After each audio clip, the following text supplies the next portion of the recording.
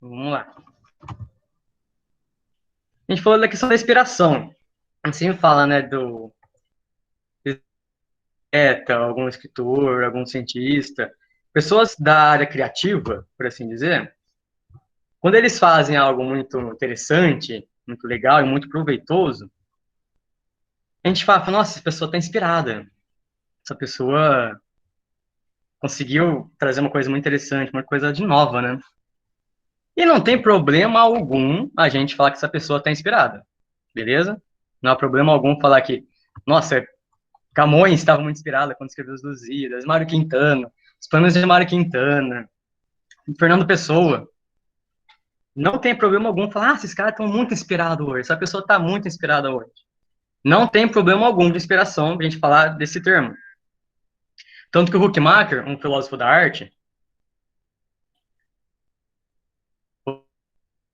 professor na Universidade Livre de Amsterdã, do estado estético das coisas, das normas, na modalidade de sentido estética. Você conhecimento desse estado estético das coisas, reconhecer a beleza delas e se utilizar dela. Isso é inspiração. E não tem problema algum, beleza? Porém, a gente vê na Bíblia um tipo de inspiração diferente. A gente vê, quando a gente vai falar inspiração no termo teológico, no sentido bíblico, a gente caminha para um lado um pouco diferente.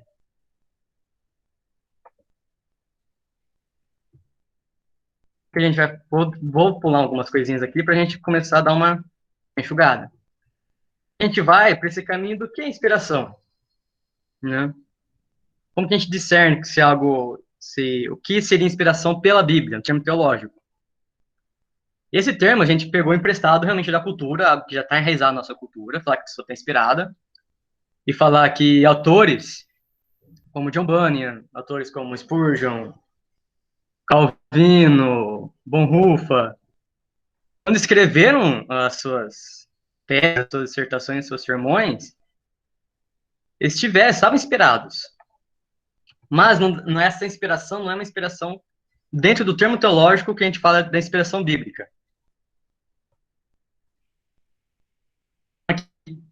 Tem algum problema, ainda tem alguma dificuldade em falar, vocês acham, que tem problema em falar esse cara está inspirado, sabendo que é inspiração bíblica? Um termo bíblico, um termo teológico é outra pegada, é outra coisa, mas cultural, eu falar, tá? Então, o que a gente vai entender por inspiração bíblica? Que a gente tinha entendido, a gente começou a trabalhar esse termo na última aula. Vou pôr alguns slides, beleza? Só para... A gente tinha entendido, então, que toda a escritura é inspirada por Deus. O termo inspiração não aparece no grego original, nem no... Ele aparece como um termo do telpneutos. Telpneutos, né? Tem um THzinho aí. Qual que é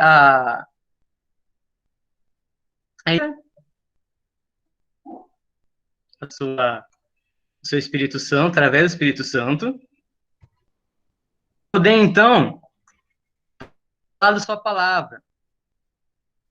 Então, o termo do Hermes Temaia, grande amigo do Ednei, não Ednei, lembra, estou quase toda a aula para tirar desse livrinho aqui, A Inspiração e Inerrância das Escrituras, na perspectiva reformada. Esse aqui já é meio antigo, já, esse aqui acho que foi a primeira edição. Está na segunda ou terceira. A definição ortodoxa, cristã ortodoxa diz: podemos definir que a inspiração como sendo a influência sobrenatural do Espírito de Deus sobre os homens, separados por ele mesmo, a fim de registrarem a forma inerrante e suficiente totalidade de Deus, constituindo esse registro a única, e aqui a única fonte e norma de conhecimento. O Gerhard von Gruningen, um outro holandês, ele vai falar no livro de Revelação Messiânica do Antigo Testamento: o Espírito Santo habitou em certos homens, inspirou-os e assim dirigiu-os, que eles, em plena consciência, expressaram-se na sua singular maneira pessoal, O Espírito capacitou homens a conhecer e a expressar a verdade de Deus, e impediu-os de incluir qualquer coisa que fosse contrária a essa verdade de Deus. Ele também impediu-os de escrever coisas verdadeiras que não eram necessárias. Assim, homens escreveram como homens, comunicar a Deus a mensagem dos homens. Aqui, a gente começou a definir, então, o que seria essa inspiração bíblica, um termo teológico, diferente do termo de artefatos culturais. Mas, lembrando que não tem problema algum falar que o cara está inspirado. Por favor, não sejam puritanos, não venham com puritanismo e achar que tá todo mundo errado, só vocês estão certos, por favor. Mas, então a gente vai ver alguns modos de inspiração. Eu acho que aqui foi onde a gente parou, definindo. Até aqui, Camilo, Ju, Diógenes, vocês conseguiram acompanhar essa linha de raciocínio? Quer que eu volte, faça um resumo um pouco mais lido? Tá tranquilo por enquanto.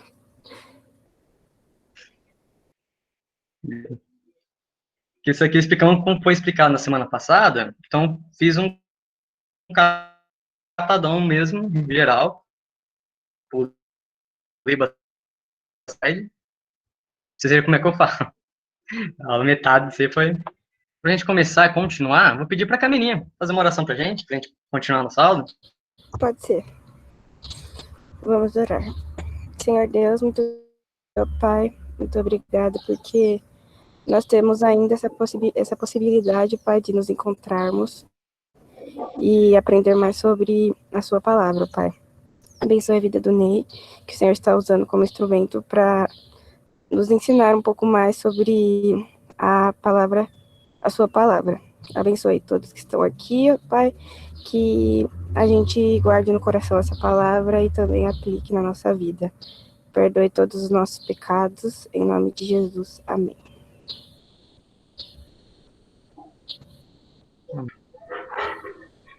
Então aqui a gente vai falar, então, que a gente vai crer que a inspiração foi dada de modo pleno, modo verbal e sobrenatural. O que a gente começa a entender, então, sobre o que seria essas ideias, modo pleno, modo verbal, modo sobrenatural? Quando a pessoa fala, a gente fala que a escritura é totalmente plena. Totalmente plena, ela é inteiramente inspirada por Deus. Qual é a questão da escritura inspirada, outras partes não são inspiradas? Mas tem um grande problema aí, que é como que você vai definir, então, o que é inspirado e o que não é? Com que regra você acaba definindo se isso é inspirado e isso não é inspirado? Tem um problema até epistêmico nessa questão, porque você não consegue falar o que é e que não. E a Bíblia é muito clara, em 2 Timóteo, toda a escritura inspirada por Deus, toda, de Gênesis a Apocalipse, tudo que foi registrado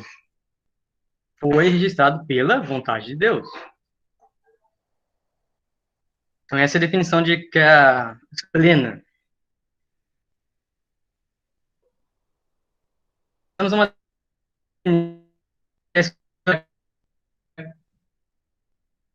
falar mais a fundo, que Deus ele não anulou a personalidade do escritor, no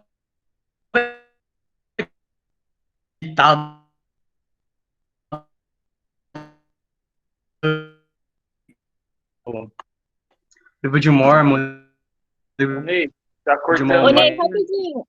É, isso que eu ia perguntar, se era só a minha internet ou de todo mundo que tava. foi.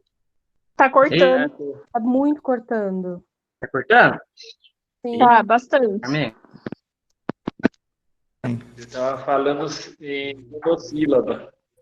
Valeu Deixa eu bastante. me arrumar aqui.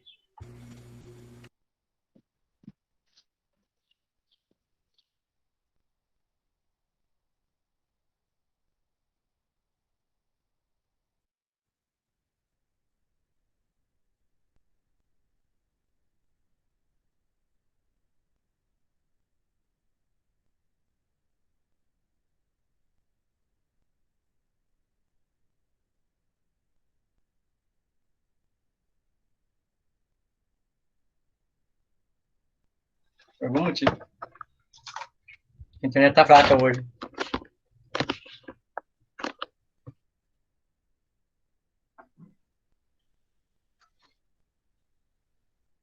Alô?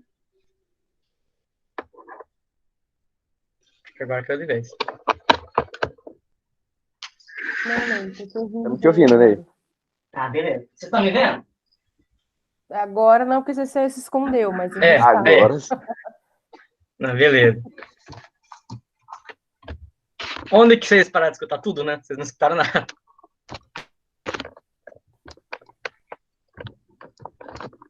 Eu pirei aqui na expressão orgânica. fala de novo.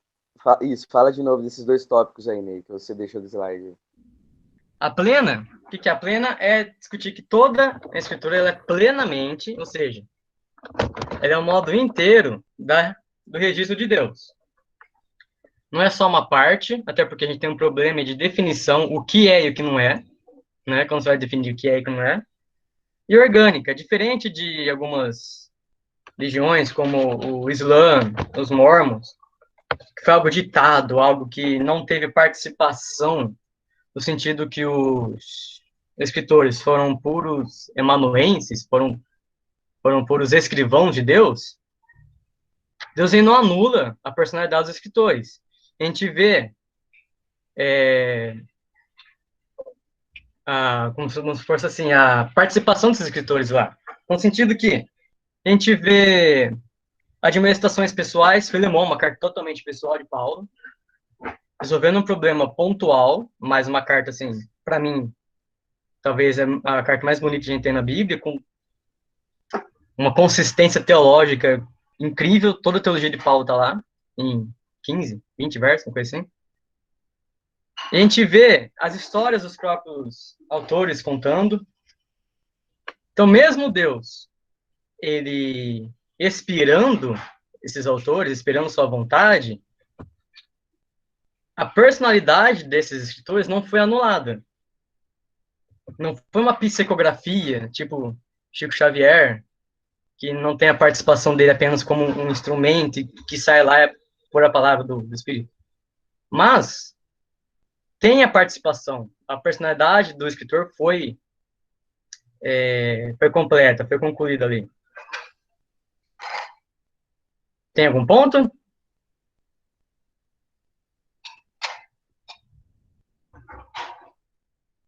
Alguma dúvida nesse ponto? Nesses dois pontos, pelo menos? Não, tudo certo, Ney. Beleza.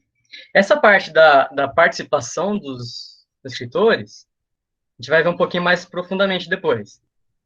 E ela foi também foi verbal, no sentido que Deus, ele não apenas inspirou os pensamentos acerca daquilo que Deus tinha falado, mas também as palavras escritas. Foi algo pleno, foi algo inteiro, algo verbal. Até porque a gente lembra que todos os nossos pensamentos são formados por palavras. Acabam sendo formados por palavras. Então é meio que bem difícil você falar que você consegue esperar o pensamento, mas não é uma palavra que sai. Se alguém puder ler Gálatas 3,16 pra gente.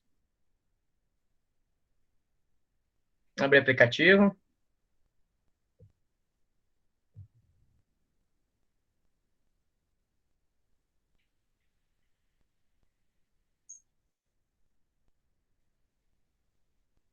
Alô? 3,16? Isso. Rapaz, travou tudo. Gálatas 3,16. Ora, as promessas foram feitas a Abraão e ao seu descendente. Não diz e aos descendentes, como falando de muitos, porém, como falando de um só, e ao seu descendente que é Cristo.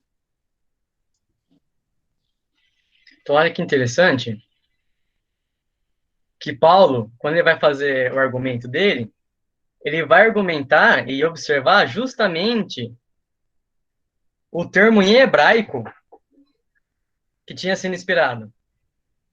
Ou seja, os apóstolos, pessoas que foram inspiradas por Deus, que caminharam com Cristo, que tiveram a permissão de interpretação da lei, coisa que ninguém mais tem, ele vai através do original hebraico, de uma palavrinha hebraica, para coroar todo o seu argumento. Toda a sua questão argumentativa foi coroada por aquela palavra no hebraico. Então, a inspiração ela vai se estender tanto aos pensamentos quanto às palavras faladas. E a inspiração é tida como sobrenatural. Por ter sido originada por Deus. Tem até uma discussão aí, no âmbito um pouco acadêmico, se o que é o sobrenatural, né? Sendo que tudo deriva de Deus, é sobrenatural, da natureza, a própria natureza é o sobrenatural, não natural, como a gente pensa.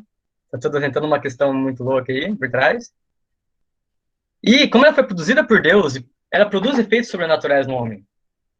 Mediante a ação da terceira pessoa, o Espírito Santo, então todos aqueles que creem em Cristo têm ações espirituais sobrenaturais coisas naquela pessoa. Então, através da palavra de Deus, ela vai gerar os filhos espirituais de Cristo, do Pai. Então, a definição mais ortodoxa, né, mais protestante, que a gente acaba seguindo, é que a inspiração é plena, ou seja, ela é inteiramente inspirada, ela é orgânica, não anulou o papel dos escritores, que eu vou entrar nesse tópico daqui a pouco. Ela é verbal, não só os pensamentos, mas sim a palavra também foi inspirada. E sobrenatural. Conseguiram catar esses pontos? Sim, legal. Vocês querem trazer alguma discussão?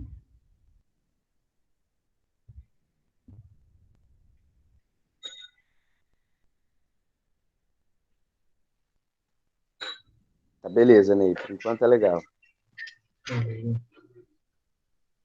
Olha, também a gente vai ter um tempinho para a gente poder trocar umas ideias depois. Então, eu falei que a inspiração é orgânica, ou seja, ela não anulou a personalidade dos escritores.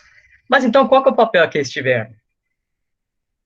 Pode ser definido em duas questões. Eles tiveram um papel passivo, ou seja, eles foram inteiramente passivos no sentido que eles não interferiram na ação de Deus e se revelaram. A revelação de Deus, como diria Karl Barth, ela é um ato totalmente livre de Deus, é um ato totalmente soberano, não se encontra Deus, não se acha Deus, Deus se dá a revelar. E essa é a grande questão de um Deus soberano. Ele se dá a revelar, não é encontrado. E, obviamente, por ser uma ação soberana, você não pode impedir esse processo. A escritura, só que a escritura não é maniqueísta, né? No sentido que tendo o lado da palavra de Deus e de outra palavra dos homens. Não. Nem ela é um produto de uma decisão humana, uma decisão falível. Ela é exalada por Deus, em toda a sua extensão. O próprio Calvino vai dizer que os apóstolos foram emanuenses de Deus. Não no sentido que eles apenas serviram para escrever, mas que coube a eles, e exclusivamente a eles, a revelação de Deus. Então, eles falam, todavia, só à medida que o Espírito Santo ele vai conduzindo eles. E essa é a grande... Eles não falam a partir de ideias humanas, apesar deles terem uma participação aí. Então, se alguém puder abrir em 2 Pedro 1, 21, e outra pessoa abrir em 2 Timóteo 3,16.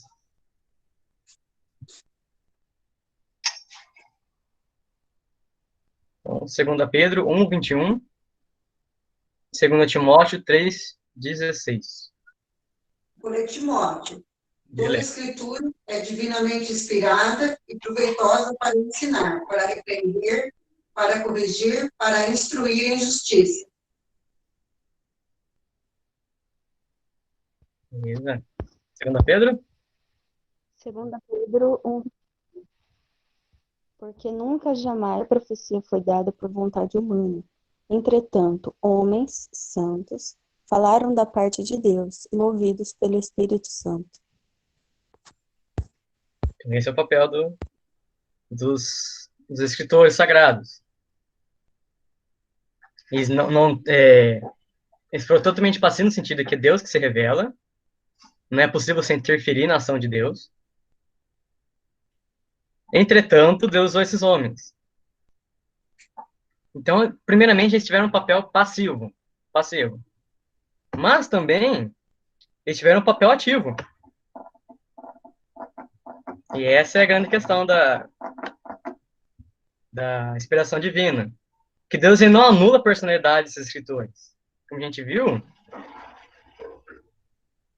a gente tem diferentes estilos, a gente tem abertura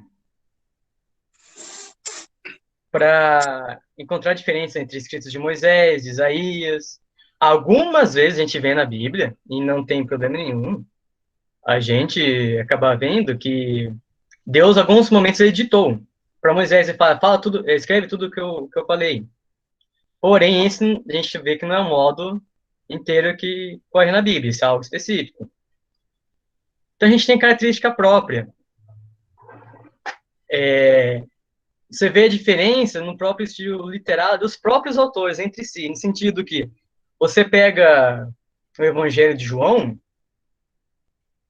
você pega o Apocalipse de João, tem diferenças gramaticais, você percebe que, como ele foi ficando mais velho, ele foi tendo mais domínio da língua grega. Então, olha que interessante. Isso também é outra prova que os escritores também tiveram um papel ativo. A gente vê Paulo, mais uma vez, falando para Filemão, algo muito pessoal. A gente vê Lucas indo atrás de pesquisa de campo. Lucas, quando fazia o evangelho dele, né, ele vai atrás de trocar ideia com pessoas que participaram da vida de Cristo. Os cânticos do Magnificat, os cânticos de Zacarias, todos eles são conversas com a mãe de Jesus, que estava vindo naquele tempo, e muito provavelmente Lucas foi lá trocar ideia com ela. Ou seja, há um espaço também para a atividade dos escritores. A gente tem essas diferenças, a gente tem essas coisas específicas. Então, só para coroar o argumento, a gente retoma, Hermann Bavinck, talvez dos teólogos mais expressivos aí do século XX, ele vai escrever na dogmática reformada dele, na teologia sistemática dele, que em sua infinita sabedoria, Deus leva autores humanos a dizer as palavras certas, não mediante um processo mecânico ou coercivo, mas trabalhando com suas personalidades criadas, com suas histórias, com sua inteligência, e por meio de cada uma dessas características. Então, essa é a ideia do papel dos escritores.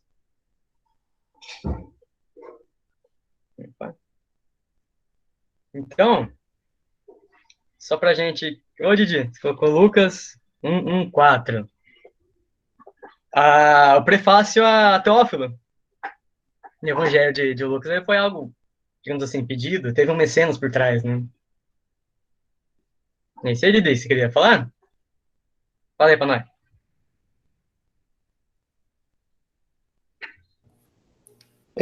O Lucas, ele embasa muito isso que você está falando, né? Especialmente aqui no versículo 3, ó, igualmente a mim me pareceu bem, depois de acurada investigação de tudo, desde sua origem, dar-te por escrito. Então, você vê, é a ação do homem aí, né? Fica harmônico com o que você está dizendo aí, que Deus não anula, né? A nossa inteligência, o nosso jeito de fazer, o nosso conhecimento até mesmo, né? Você não vai exigir que um cara iletrado fale de forma, com a cultura, né? Ele vai colocar a coisa dele, a palavra dele. Porém, o conteúdo é inspirado, né? É aí que mora o sentido da coisa. Mas siga aí. E até a palavra dele também é inspirada, nesse momento. Sim. Isso é bem interessante. E aí, a gente, só para concluir essa questão da participação humana, tem um teólogo que eu gosto muito, o Kevin Van Hooser, o pessoal aí que é da BC2, do Mosaico, eu curto bastante. O Kevin Van Hooser, ele é um professor na Trinity School, e tem um livro dele, chama Trindade, as Escrituras e a Função do Teólogo. Ele vai falar da revelação trinitária por trás da revelação bíblica. Lembra? Deus se revela porque ele quer, por um ato soberano dele, um ato livre dele, e há um processo totalmente trinitariano dentro disso, ou seja, o Pai fala uma palavra, ou seja, o Filho, Jesus, o qual, por sua vez, comissiona agentes humanos para que falem seu nome, por meio do poder capacitador do Espírito Santo. A autoria trinitária, vai chamar de uma autoria trinitária forte, não vai suprimir o discurso humano, ao contrário, santifica-o, tornando um templo verbal apropriado para a presença e atividade comunicadora de Deus. Isso aqui é um argumento que fecha incrivelmente a questão da participação da revelação trinitária. E a gente começou a captar, então, qual que é a ideia qual que é a participação do escritor? Uma participação passiva e ativa, que não é suprimida por Deus, por assim dizer, mas também não é revelado nada além do que Deus quer que se revele. Essa parte aqui, como é que tá? Como é que ficou essa parte?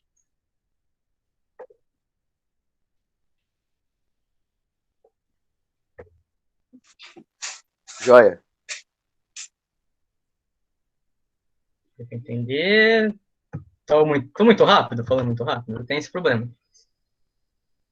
Então, milagre. Não, tá tranquilo.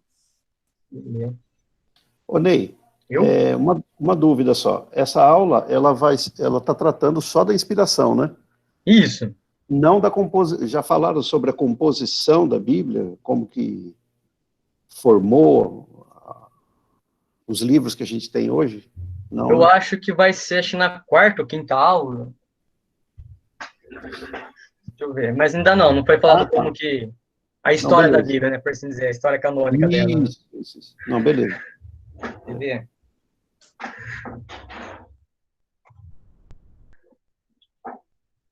Eu acho que vai ser falado na...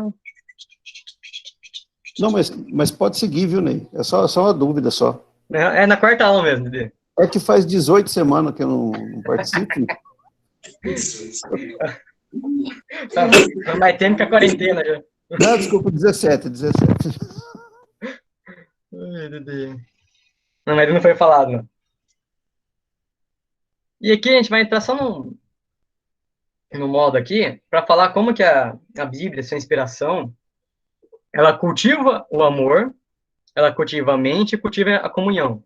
Ela cultiva o amor do Pai, nos dando a mente de Cristo, na comunhão através do Espírito Santo. Mais uma vez, essa parte para frente é quase totalmente baseada no livro do Van Hooser, a Trindade, as Escrituras e o papel do teólogo.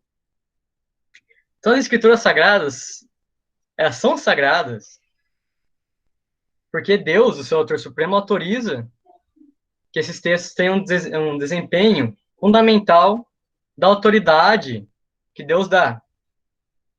Ou seja, Van Hooser vai trazer a ideia da economia trinitária, do Pai, Filho e Espírito Santo, na comunicação da aliança que Deus fez. É assim, o Pai vai iniciar, o Filho vai realizar e o Espírito Santo vai consumar o discurso. Que as Escrituras Sagradas, elas preservaram por escrito. Então, as Escrituras são um meio de autoapresentação de Deus. Uma coleção de diversas formas de discurso que, em seu conjunto, fazem parte do extraordinário ministério da Palavra de Deus, mediante o qual Cristo, ressuscitado, anuncia o Evangelho, administra seu novo reino da criação e concede sua luz e vida a leitores cujas atitudes e maneiras de pensar foram corrigidas em condição de ter comunhão com Deus por meio da iluminação do Espírito Santo. Ou seja, justamente a ideia da redenção, a ideia da consumação trinitária, o Pai falando, o Pai dando início à revelação dele, Jesus Cristo, o Filho, realizando essa revelação. Cristo é o grande ato revelatório de Deus. Deus se revela plenamente através de Cristo. E o Espírito Santo, ele vai consumar esse discurso. Karl Barth, ele tem alguns problemas teológicos, mas é um cara que ele influenciou muito nessa ideia de revelação bíblica. Ele vai falar que o Espírito Santo ele foi a reveladez. Eles usam um neologismo nessa palavra criada. que foi através do Espírito Santo que foi consumado esse discurso, e através do Espírito Santo consumando esse discurso, a Bíblia tendo autoridade e sendo a palavra infalível de Deus, ela passa para a gente e muda o nosso sentimento, a nossa mente. Por isso que o título desse pedacinho é justamente, através da Bíblia, através do discurso divino, a gente vai ter a comunhão, vai ter a mente e vai ter o amor de Deus. Ou seja, as escrituras sagradas são escritas em linguagem comum. A Bíblia não é sagrada porque caiu do céu, ou foi desenterrada no passado, ou acharam num vaso dos ugaritas e quebraram e acharam uma Bíblia, e isso torna ela sagrada. Mas era um elemento fundamental de uma progressão da comunicação divina. Mais uma vez, Deus Pai é o doador das Escrituras, Deus Filho é o tema das Escrituras, tudo na Bíblia aponta para Jesus Cristo. Tudo na Bíblia, não há nada que não fale de Jesus. Ou da sua vinda, ou da sua vida, ou da sua morte, ou da sua ressurreição, ou da sua ascensão, ou da sua volta futura. Tudo fala de Jesus Cristo. Cristo, ele é o tema da Bíblia. E o Espírito Santo é o autor que vai autentificar o intérprete das Escrituras. Ou seja, as Escrituras, mais uma vez, são escritas em linguagem comum, mas comunicam uma cultura extraordinária, um conjunto de crenças, valores, práticas que correspondem à nova ordem criada em Cristo. O papel das Escrituras da redenção é garantir a conclusão dos estudos aqui. Ele é o currículo do Espírito para unir os crentes a Cristo. E depois para cultivar a mente de Cristo em seus discípulos, concedendo de um modo de vida com pensamentos e desejos corretos que se tornam semelhantes à palavra de Cristo. E esse é o papel das Escrituras na nossa vida, o papel nosso como leitores das Escrituras, como teólogos. Lembre-se, todo cristão é um teólogo, todo. A irmãzinha da oração aqui, Maria Márcia sabe escrever, é uma teóloga incrível. Todo cristão é um teólogo. Não necessariamente formado, claro, mas é um teólogo. Pois todos aqueles que leem a Bíblia, e a Bíblia, por ser um livro totalmente inspirado, traz uma comunhão específica, uma comunhão sobrenatural, uma vez que ele tem comunhão com o sagrado, e passa a interpretar o sagrado na sua vida, ele se torna um teólogo. E essa é a definição de um teólogo, aquele que tem o sagrado e tem a interpretação do sagrado na sua vida cotidiana. E, só para a gente terminar, a gente vai trocar umas ideias. Thomas Cranmer, quem viu... Tem uma série na Netflix, da época do rei Henrique VIII. Thomas Cranmer foi um reformador, ele foi arcebispo da Cantuária, na parte anglicana, da Reforma Anglicana, e ele vai escrever uma oração muito incrível sobre a Bíblia. Vai dizer assim: bendito o Senhor, que fizeste com que a tua santa palavra se escrevesse para a nossa instrução. Se escrevesse para a nossa instrução. Permite que a possamos, de tal modo, ouvir, ler, ponderar, aprender e assimilar interiormente, para que, pela paciência e consolação das Santas Escrituras, mantenhamos inabalável a bem-aventurada esperança da vida eterna, que tu nos tem dado em nosso Salvador Jesus Cristo. Que oração assim, fantástica. Thomas Cranmer, não tem o que falar do cara. E esse é o papel da revelação divina na nossa vida. Nos transformar, nos tornar melhores crentes, unindo nossa mente, o amor e a comunhão com o outro. Beleza? Vamos trocar uma ideia? Aproveitar aqui. O que vocês... Dúvidas gerais? Dúvidas específicas?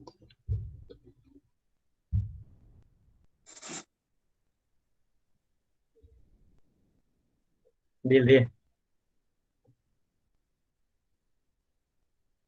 Aí agora eu posso ver todo mundo, bonitinho.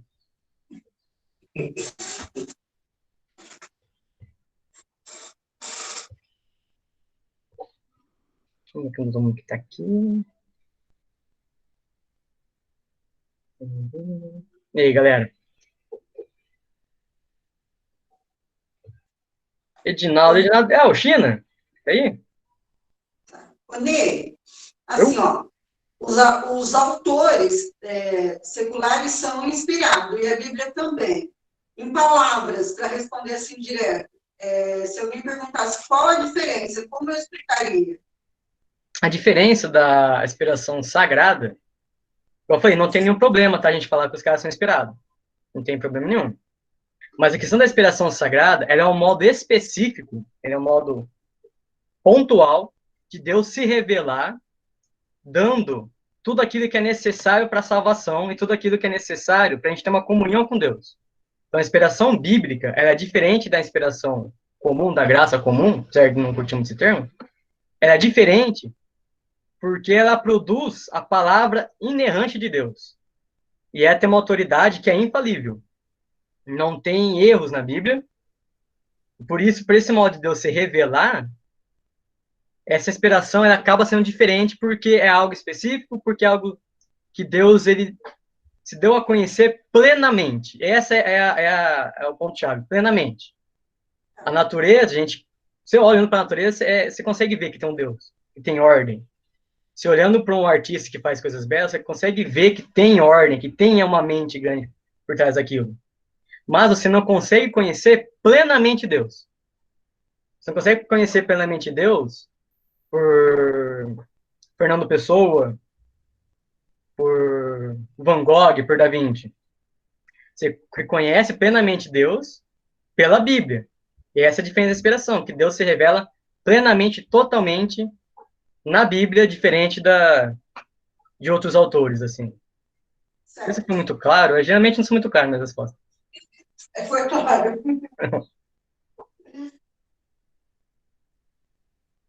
Ney, Diga pleno.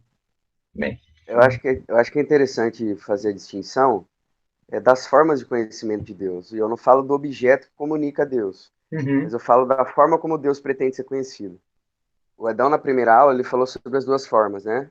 De modo, assim, bem geral. A primeira, a revelação geral, que é Deus se manifestando na criação, e depois é a revelação específica. Ou então, a gente também costuma chamar de particular, que é Deus se revelando na Escritura através de Jesus Cristo. Dentro dessas duas formas de conhecimento, a gente tem Deus sendo conhecido de modo a apontar apenas a questão da divindade, né? A criação ela é suficiente para revelar que existe um Deus. Uhum. Quem é esse Deus, o que ele faz, como ele se comunica, essa primeira tipo de revelação, que é a revelação geral ou natural, ela não comunica de modo específico e redentor aquilo que só através da revelação específica e especial, que é Jesus Cristo, comunica. Então a gente tem Deus sendo conhecido a partir da criação, porque olhar para a criação e ver tanta beleza, riqueza, a unidade que existe na criação, como que a sintonia fina, né, que existe em tudo isso daqui, como tudo é muito ordeiro, é impossível que o homem olhe para tudo isso e não reconheça uma mente inteligente por trás, comandando, criando e ordenando tudo isso. Uhum. Só que isso não seria suficiente para que o homem dê um passo para além e tenha um conhecimento especial a respeito de Deus. A gente precisa, então, que Deus venha até nós e torne esse conhecimento agora um conhecimento específico e redentor. De que forma? No livro que ele escreveu, onde, por meio de um registro literário, histórico e teológico, sendo o teológico mais especial, comunicando para a gente a mensagem redentora.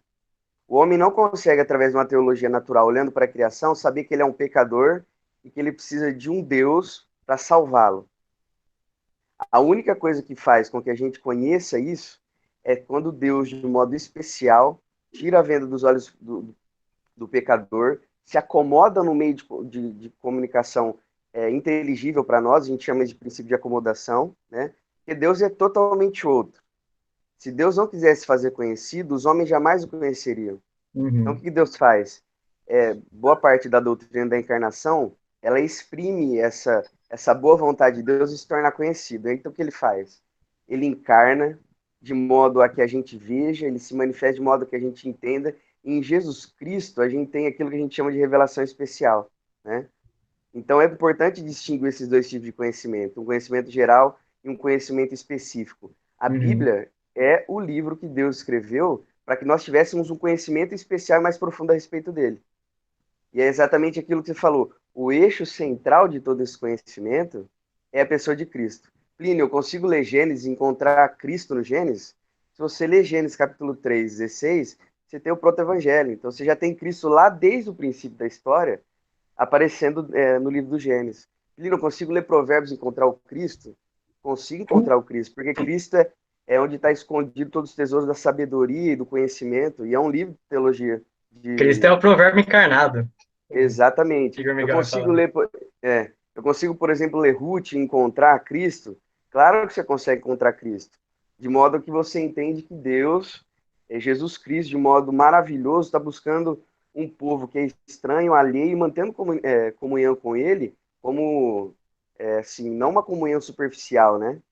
É aquele que toma a própria igreja, que agora é formado não só de judeus, mas de gentios, para ser a sua própria noiva. Ou seja, há uma cristocentricidade na Bíblia, onde cada um dos livros aponta para Jesus e a gente consegue ver isso. Isso a gente chama de revelação especial. A Bíblia é o veículo de comunicação especial na revelação máxima de Jesus Cristo. Né? Eu tenho uma pergunta, Ney. Né, Jesus? Ó, o que você falou aí sobre ser orgânico, você falou sobre inspiração, falou sobre ditado não ser mecânico, mas ao mesmo tempo a gente percebe a autoridade e o peso que a Escritura tem por ser divina, né? É mais um paradoxo que a gente tem na fé cristã. Ao mesmo tempo que ela é divina, ela é humana, certo? Quando a gente vai estudar a Bíblia, a gente percebe que não tem como não dizer que não existem alguns erros redacionais na Bíblia. Algumas questões, por exemplo, científicas. A gente vê que a ciência avança e a gente tem descobertas hoje que a gente não tinha naquela época, certo? Alguns autores, sabendo disso, eles exprimem a verdade nas suas próprias palavras com o conhecimento que eles tinham naquela época. Então a gente consegue perceber não erros que questionam a inerrância da Bíblia na sua revelação de Deus, mas a gente percebe alguns erros de texto, de redação. Isso daí é suficiente para a gente neutralizar a importância que a Bíblia tem na gente, porque, por exemplo, o criticismo secular, ele vai olhar e falar assim, vocês têm um livro que vocês falam que é inspirado, mas a gente vai olhar para ele e vai ver que é um livro que tem uma porção de erro. Foi Deus que falou isso ou foi o homem? Como que a gente concilia essas duas coisas? Consegue dar uma luz para a gente nisso? Eu vou falar o que um grande filósofo uma vez disse. Um filósofo do século III, antes de Cristo. Tudo sei que nada sei. Essa aqui é uma grande pegada. Eu acho assim, eu acredito que tem questões, e vou pegar emprestado na fala do Igor Miguel, que você é necessário dar um salto de fé. É necessário você abraçar o paradoxo. A gente começa a entender que o cristão não tem problema com paradoxo. Nenhum. Não tem porquê que o cristão tem problema com paradoxo. A vida é paradoxal. Eu acho que esse é um dos digamos assim, Eu não estou respondendo essa pergunta, estou fugindo dela, você percebeu? Mas eu acho que esse é um não, dos... Vamos, tá sim. Porque é difícil mesmo você falar, tem algumas partes relacionais, a gente vê o próprio grego de João, ele vai se tornando mais refinado com o passar do tempo, né? Você pega um grego que é mais bruto, depois acaba ficando mais refinado, com avanços gramaticais que acabam tendo. E mesmo assim, a gente fala que ela é um livro totalmente inspirado por Deus, né? Essa questão orgânica, eu falo pra você que é uma questão que pegou eu, legal. Se tiver algum universitário aí que faz teologia, puder ajudar a gente. Sabe por que eu destaquei isso? Porque eu não sei se vocês, como cristãos, já foram afrontados dessa forma. Às vezes você vai conversar com quem não tem a Bíblia como objeto de fé que nem a gente crê, né? E ela vai ridicularizar o texto, que é tão importante para a gente, que a gente tem com tanto apreço. Você vai falar assim, como você pode se apegar a um texto tão antigo, que foi composto por pessoas tão desinformadas que não tinha quantidade de avanço científico que hoje tem. Então, o que acontece? A Bíblia acaba sendo embotada. O que é isso? ela cai no âmbito, tipo assim, de algo ultrapassado, né? Uhum. E já não tem a menor utilidade ou relevância para os nossos dias, porque, tipo assim, é um livro que foi escrito por gente desinformada. É um livro Pescador. que a gente não tinha internet, né? A gente não tinha a grande maioria das descobertas científicas que a gente tem hoje, a gente não tinha naquela época. Aí é onde entra aquilo que um movimento histórico que a gente tem, que é o liberalismo teológico, que acaba simplesmente sacrificando tudo aquilo que foi produzido no passado, porque não tinha a mesma quantidade de informações que a gente tem hoje. Aí a gente pega a gente como crente, principalmente jovens aí que estão em campos de universidade, e quando você fala que você é cristão, já vai logo te ridicularizar e falar assim, como que você consegue se apegar num texto tão antigo, tão retrógrado, tão assim, desatualizado, sendo que a gente tem hoje aqui tanta literatura melhor. Às vezes tem gente que fala assim, eu prefiro esse livro aqui didático do que esse livro velho, ultrapassado e semita, né? Tipo assim, de uma cultura antiga, de gente que não sabia nem o que estava falando. Eu acho importante a gente falar sobre isso, porque todo estudo que a gente tem tido aqui na Escola Bíblica Dominical é boa para a edificação da nossa fé, mas ao mesmo tempo ela é boa para que a gente faça uma boa defesa dela. Uhum. E a gente vive num mundo hostil, certo? E como que a gente vai conseguir defender aquilo que a gente acredita? Eu acho que isso daí que você está falando é tão interessante, né? Que ao mesmo tempo que a gente tem que continuar deixando a Bíblia sendo a palavra de Deus na nossa vida, a gente tem que ter um mínimo de argumento para poder dizer para as pessoas o porquê que ela é tão importante assim para a gente, né? Uhum. E só para completar aquilo que um pouquinho da pergunta que eu te fiz, a Bíblia ela tem uma série de características, de aspectos, né? E eu falei que ela tem uma característica histórica, porque ela é um registro histórico. Ela tem uma característica literária, porque ela tem várias formas que a enquadra no estilo de escrita, que nem, por exemplo, a gente não tem hoje poesia. A Bíblia ela tem uma série de gêneros também que enquadra ela, por isso que a gente chama também de literatura. Mas, acima de tudo, a Bíblia ela tem uma mensagem que é teológica, e esse é o terceiro tripé e o mais importante. Porque todos os autores da Bíblia, eles não são cientistas fazendo ciência. Eles são teólogos proclamando uma mensagem apaixonada a respeito de Deus. Então, embora a gente consiga perceber alguns erros de redação, alguns erros que não correspondem à quantidade de informações científicas, né, que a gente tem hoje, aquilo que ela afirma a respeito de Deus, ela vem para a gente num peso autoritativo e sem falha. Aquilo que a Bíblia comunica a respeito de Deus é a verdade infalível do próprio Deus, Uhum. né? Então, tipo assim, esse terceiro e último que eu falei, que é a mensagem teológica, ela é suficiente, ela não tem erros, e ela é uma mensagem sempre atual e relevante. A Bíblia é o meio especial pela qual a gente consegue conhecer a Deus e o meio especial pela qual ele se revela, né? Então, a gente pode sempre se apropriar da Bíblia com confiança. E por mais que as pessoas fiquem ridicularizando isso, ou tentem aí fazer a gente passar vergonha tentando falar que a Bíblia é um livro ultrapassado, a gente tem argumento suficiente para dizer que é plausível acreditar na Bíblia, porque ela é suficiente para revelar a Deus, né? Sim, sim, Plínio, isso mesmo. E uma coisa assim que é muito interessante, que hoje muitos livros históricos são tidos como importantes. E a Bíblia tem que ser algo importante para a gente tem que lutar por isso. E, e a fé é algo muito importante no nosso coração. E a gente tem que, como crente, como cristão, não abaixar a nossa cabeça, né, em relação a essas discussões, ao que as pessoas falam, ou ridicularizam, como você disse, né? Mas crer mesmo de coração no que as escrituras são para nós. É que nem quando eu falei na aula passada, né? A Bíblia é o livro mais vendido no mundo, mas também é o livro menos lido. Então, nós como cristãos, a gente vai passar isso se a gente dá o valor devido às escrituras. Eu acho que essas coisas surgem porque muitas vezes nós como cristãos não damos esse devido valor a que as escrituras têm, né? Esse valor teológico, esse valor de um manual de fé nosso, que as escrituras têm que ser. Eu acho que a partir do momento que a gente mesmo tomar essa consciência e com a nossa vida demonstrar o valor que as escrituras têm, a gente vai mostrar isso para as pessoas lá fora, o que que ela é, né? O que as escrituras são. Exatamente, é verdade. É importante isso, Sidão, porque a força da Bíblia, ela está exatamente nisso, né? No impacto transformador que ela traz à vida da gente. Sim. Se ele não transforma, para nada serve, né? É que nem o Sim, Ney eu acabou lembro. de, o Ney acabou de citar uma frase antiga. Só sei que nada sei. Entendeu? E aí? Assim, e o povo fala, as filosofias de antigamente têm muito mais valor e muitas vezes nós esquecemos de dar o valor devido às escrituras, né? Mas eu acho que é justamente esse ponto, que nem o Plínio, a pergunta do Plínio é: como a gente pode dar confiabilidade para um livro que é antigo e desatualizado em alguns pontos? Pensando numa pessoa, nesse diálogo vindo de uma pessoa que não tem a Bíblia como regra de fé e prática, então ela não valoriza o livro.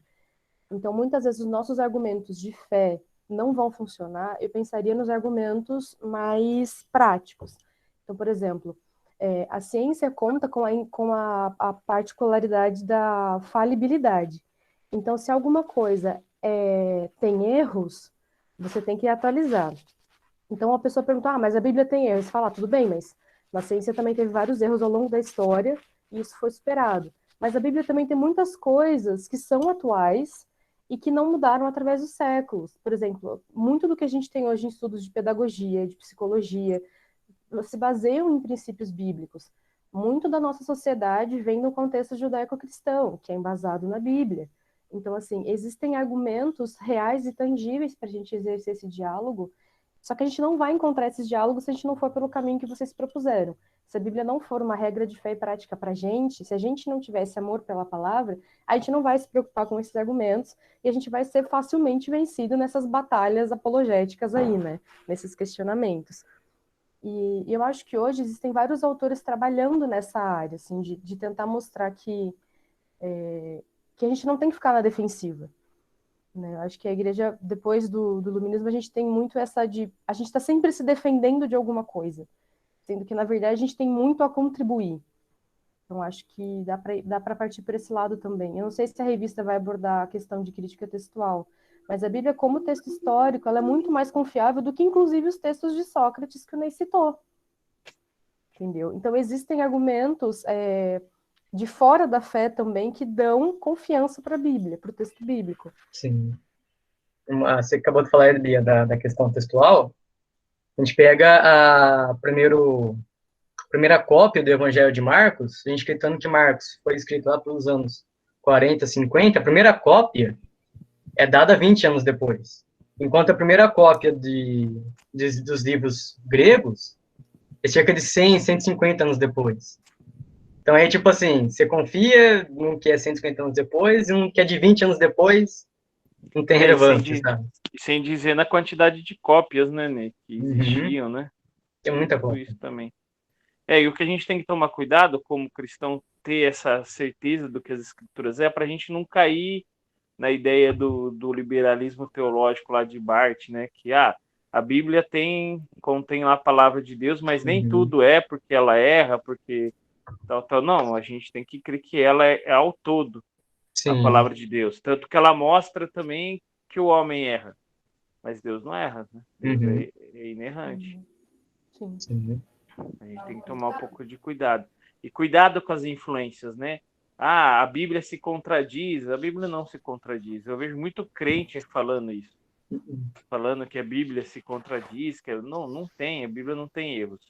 Mas a gente tem que crer com o nosso coração. Se a gente se nós como cristãos não damos valor ao que as escrituras são, como que a gente vai defender algo que a gente não dá valor? Eu acho que a gente precisa dar o valor devido às escrituras, nós como cristãos. Ter esse valor devido, essa leitura devida. Vou dar um pitaco aí também, né, nessa história. É assim, ó, o que eu ia falar? Bom, primeiro, eu vou dar um enter aqui, para colocar um texto aí que é tirado da cantata Deus Conosco. Essa cantata tem uma parte, acho que é na música 9 ou 10, acho que é 8 ou 9, que ela cita, o cara lá cita a narração, né? um trechinho, uma cena de cada livro da Bíblia em que Jesus aparece. É bem interessante isso aí. Claro que é um romance isso aí, né? Mas dá para você ver a pitada lá que o Plínio falou, né? Que encontra Jesus nos Provérbios, em Gênesis, em Êxodo, em Levítico e tal. E tem tudo mesmo. Todo lugar tem a presença dele, a marca dele, né? Agora, nessa questão que nós estamos conversando aí, realmente, gente, para mim, a vida de Paulo, por exemplo. Quem era Paulo? Não era um cara que conhecia o texto bíblico? Não era um cara que foi criado ali aos pés do sumo sacerdote, lá de Gamaliel, um cara que sabia, né? Conhecia, teve toda a instrução, mas quando que ele realmente conheceu a Cristo? Quando ele se fez conhecer, né? Quando lá, montado no cavalo, ele caiu. Então, não tem jeito, não tem jeito. Essas discussões que nós vamos ter com pessoas que não creem, que a gente não precisa vencer, né? Esse é o ponto, entendeu? Por quê? Porque somente quando Deus descortina os olhos é que a pessoa enxerga. Antes disso, a gente pode explicar, você pode sentar no laboratório e mostrar Deus ali no microscópio, ou você pode ir lá, não sei onde, lá em Bauru, tem lá o negócio que vê as estrelas lá, né? Nossa, aquele observatório. Então, vamos lá no observatório, vamos ver Deus ali, ó. Tá? A pessoa não vai enxergar. A pessoa não vai enxergar. E talvez muitos cegos de nascença enxergam Deus, né? Veem Deus, esse é o ponto. Então, a Bíblia tem esse lado da inspiração, e eu nem sei, viu, se seria correto dizer que Fernando Pessoa foi inspirado, e Da Vinci, e Leonardo, eu também creio assim, mas não sei se a palavra correta não seria iluminado, que é um outro conflito que tem dentro das igrejas. Então o pastor sobe no púlpito, faz aquela pregação e toca o seu coração, e aí você fala, mas que pregação inspirada? Aí fica uma pergunta, ele estava inspirado ou ele estava iluminado? Porque dentro, especialmente da nossa crença, os teólogos aí, Éder e Plínio, podem dizer, né? Nós temos muito essa ideia de que a inspiração, ela se fechou na Bíblia. Ela vai de Gênesis ao Apocalipse. Por isso que eu perguntei também se a gente ia estudar a composição da Bíblia, né? Para ver de onde veio isso, como foi montada, como foi articulada. Isso não foi uma pessoa, foi um consenso, né, de vários teólogos da época, ou das épocas, né, em que ela foi escrita. Por exemplo, a Bíblia do judeu não tem o Novo Testamento, não é? Só tem o Antigo. Tem razão para isso, tem um porquê disso, né? Então, essa questão também da iluminação, né, que é algo que eu vejo que acontece mais comum, né, da gente estar iluminado numa pregação e em diversos outros aspectos. Mas com respeito a esse embate de discussão, eu vejo que, dependendo do nível de discussão, não compensa gastar muita... Eu acho que é importante, é fundamental, eu diria, para que solidifique a nossa fé. Entendeu? Tem uma frase da Globo News que diz o seguinte: não são as respostas que movem o mundo, são as perguntas. Então a gente não pode achar que, porque eu creio em Cristo, eu já sei tudo, eu já sei a Bíblia, não. Então, quando vem essas discussões, é importante para a gente falar, mas espera aí, esse argumento que o cidadão está falando parece plausível, deixa eu ir lá verificar como é isso mesmo, né? Então é importante que venham essas questões. Mas a questão de validar ou não a Bíblia, para mim é uma questão totalmente de fé. E se tirar a fé, vira um livro. Entende? Uma outra coisa, enquanto a gente falava aí, eu não lembro se foi o Edão ou o Plínio que estavam falando, eu pensei assim, que ontem, eu assistindo a TV, acho que foi na TV que eu vi isso, passou lá que um casal de influenciador contratou lá, pagou, né, o maior prédio do mundo lá para divulgar o sexo do bebê. Vocês viram isso aí ou não? Então, fiquei pensando, é influenciador digital, é o nome a chamada lá. Um casal de influenciador digital, acho que eles estão grávidos, né? E não revelaram o sexo do bebê. O que eles fizeram? Eles contrataram, alugaram lá um prédio, e o prédio cheio de luz, assim, de noite e tal, ia revelar ali o sexo do bebê. Mas o que me chamou a atenção foi o fato de ser influenciador digital. A palavra de Deus, a Bíblia, ela tem que ser o nosso influenciador, né?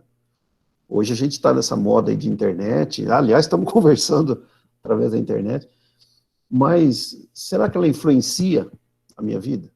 Esse é o ponto também, né? A gente tem que olhar para isso aí e fazer com que ela realmente, de fato, transforme. O Ney colocou um texto aí fantástico, dentre todos que ele pôs, né, mas teve um aí que me chamou a atenção, eu esqueci o nome do bendito lá, mas ele falou, sintetizou tudo ali, e falou dessa influência que a Bíblia transforma vidas, corrige vidas, acho que esse foi o termo que colocou ali no slide, que são homens que foram corrigidos, tiveram seu trajeto, seu caminho, corrigidos pela Escritura. E isso é bonito demais, né? É essa a minha pequena contribuição. Foi do Von Husserl, você está falando dele. Eu acho que é. Muito bonito o texto. O contrário, santifica, tornando um templo verbal apropriado para a presença e atividade comunicadora de Deus. Acho que é isso aí que tem.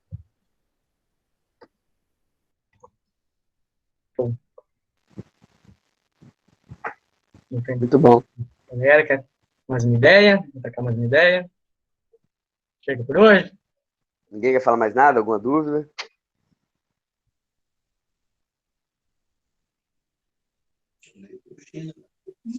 Só uma bomba. Antes que termine a aula, deixa eu coçar minha cabeça assim, ó. Dois, né? Teve jogo essa semana, né, do Palmeiras.